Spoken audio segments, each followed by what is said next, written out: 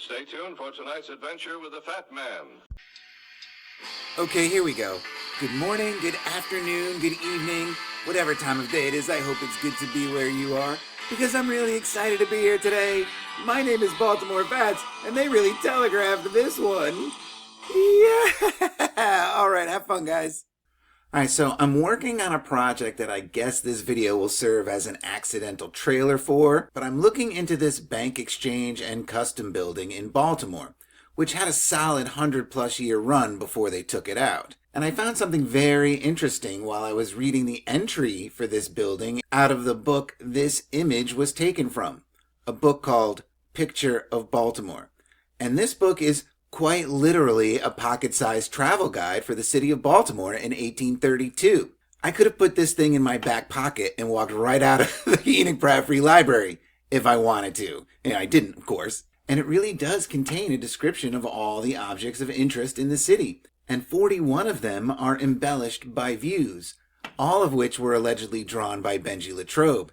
And given the size of this book, the detail in some of these drawings is really amazing. Did he have to draw them to this size? I don't know what kind of shrinking technologies they had in 1831 or whatever, but after having handled this book, I love its convenience even more. It's amazing the amount of information anyone interested in Baltimore could learn by picking up this book.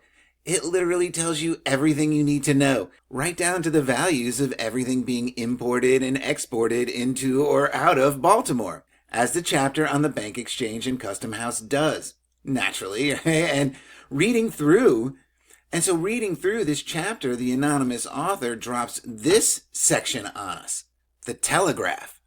So it says, on the south side of the basin, or estuary of Jones Falls, which we have elsewhere noticed penetrates the heart of the city, there arises a bold and precipitous promontory called Federal Hill, forming one of the most picturesque objects on the water approach to Baltimore.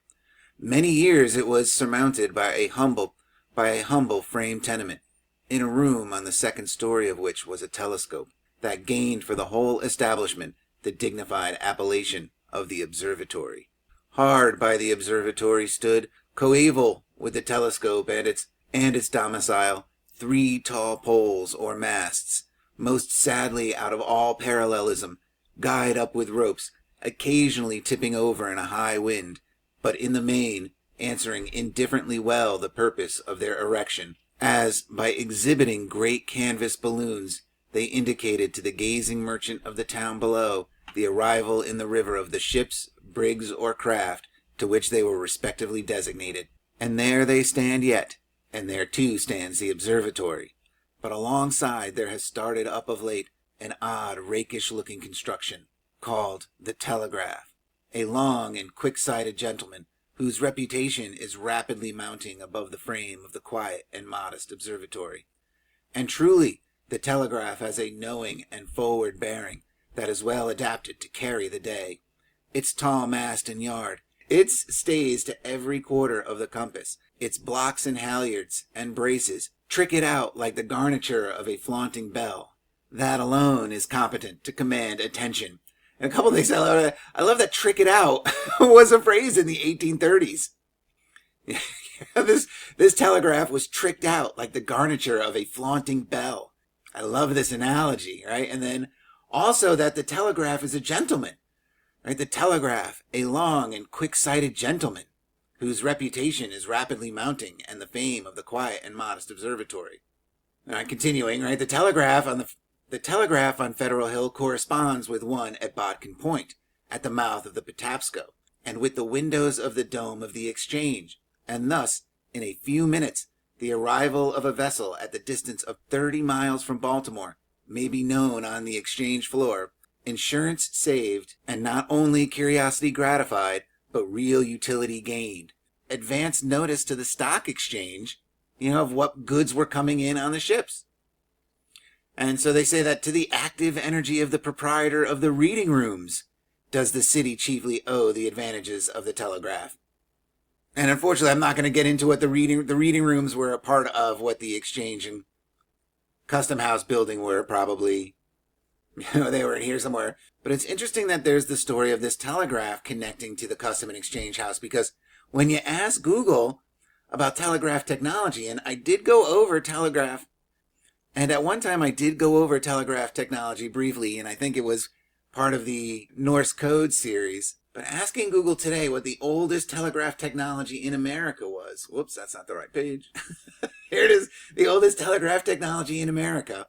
And the oldest and most impactful telegraph technology in America was the single-circuit electric telegraph, developed by Samuel Morse in the 1830s and formally demonstrated in 1838. 1838, a full 6 years after of Picture in Baltimore, which clearly has not only a description, it's called a telegraph. And they say that, while it was first tested and demonstrated in 1838, it wasn't brought official until 1844. So they had 6 years to really get this thing up and running and connecting essentially America by telegraph wire. But there is earlier telegraph technology, right? Earlier ancient methods included signal towers, smoke signals, and drum beats. The earliest electric telegraphs, developed around 1804 to 1816, used electrochemistry and static electricity before electromagnetic systems like Morse's emerged in the 1830s. So there was telegraph technology at this time in the world, right? But why doesn't Google acknowledge that this technology was clearly in Baltimore at the time? As the pocket tourism book for Baltimore, Picture of Baltimore, clearly describes.